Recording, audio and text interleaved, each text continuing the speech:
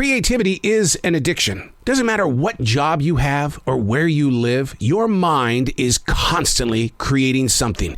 And when you decide, well, I've got writer's block, or, oh, I'm just not in the mood. Well, that creative side is going, you better feed me. If you don't feed me, there's going to be anger, there's going to be depression, there's going to be doubt, there's going to be shame, there's going to be guilt. You better feed me. Unplugged because we will always say yes to creativity. Totally uncut because we all make mistakes. So turn it into a tool. This is Arroe Unplugged. Can you hear my dog in the background? She's like groaning away. Jazzy. She's my pointer. We adopted her from the Humane Society. She basically is my bodyguard. And she'll tell you that. I'm one of her puppies, basically.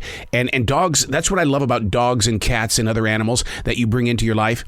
They tend to embrace you in the way of they are your keeper and that you are part of their lives and they want to protect you. They give you songs in the morning. They give you protection when you walk outside. Or like Jazzy, when she knows it's time to go for a walk, it's not that she wants to go for a walk. Her human needs to go for a walk because the human had a heart attack one time back in 2009 and she knows that. And she's got to get that human out there on the street because she doesn't want to lose her human. She's taking care of her baby. That's what I love about animals. Watching things around you, you begin to feel how important all the elements of the universe are when you take the attention off from yourself. Hey, it's Arroe. This is The Choice. This is what I was writing while the sun was waking up on a brilliant new day. And today we are reading from October 12th, 2022. I was with Tommy Avalone yesterday. One of the creative minds behind this two-part documentary, I Love You, You Hate Me. It's about Barney the dinosaur. Remember Barney? I love you, you love me, do, do, do, do, do, do, do, do. To hear him share the stories of everything that took place behind the scenes, and then to be introduced to the negative energy that came with those stories. Although Barney was and still is all about teaching the most positive messages, believe it or not, there are a few people on the other side of that flat screen that become brutal. Tommy says, humans feel a need to be angry and hateful. Oh, I had to do some research about that. I mean, that has been planted in my heart since I had that conversation with Tommy yesterday. Humans feel a need to be angry and hateful. Well, according to the research that I dug into, it begins with a person or group who feels envy. They want something that someone else has. They look at it as being unfair, devaluation, and ideology. Well, what those two do, they reduce empathy. Once again, I am no expert, but understanding begins with conversation. Learning to listen without a personal reaction.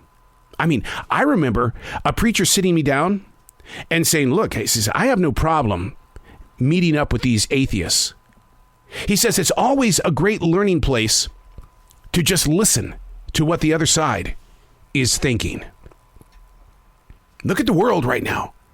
I just had a humongous conversation with one of the top dogs of Capital One, and we talked about how the world is being brutalized from all sides, and it's affecting businesses, especially small businesses. We are being just twisted every day, a little bit tighter, a little bit tighter, a little bit tighter. So when you hear a quote like this from Tommy Avalone, where he says that humans feel a need to be angry and hateful, that's also got to be an idea to become more aware of how you are acting. Because people don't have to be angry. My essential job puts me in front of a lot of people. A lot of relationships in the world of business and or in the community. A lot of people every day. That's my essential job. And inside that mix, there is a man that stands about 6'3", 6'4", 85 years old. Every time he comes into that place, he's angry, very angry, and he yells at my team players. So how did I handle this? Well, being up front where I am, when I see that he's coming into the building, the first thing I do is I run over to the door and I greet him with a smile. Dude, what are you doing? Man, it's been at least a couple of days since I saw you. How have you been?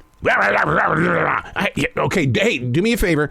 Don't forget your bananas, okay? Because I know you come in here, you get 2 bananas and you get peanut butter. Don't forget any of that. Show me where it is. And you say, absolutely, I'll show you where it is. So it's almost like the universe is telling me, plant something that's positive, so that when he sees you and he's feeling angry, he can look at you and see that, you know what? Maybe today I don't want to be that way. Maybe I don't want to be angry. Learning to listen. Like the preacher man said, he'll listen to an atheist. He always wants to know what the other side is thinking. Maybe that's what we need to do in our personal lives as well. Let's sit down and listen to the other side. I'm Arroe, and that's what I was writing while the sun was waking up on a brilliant new day.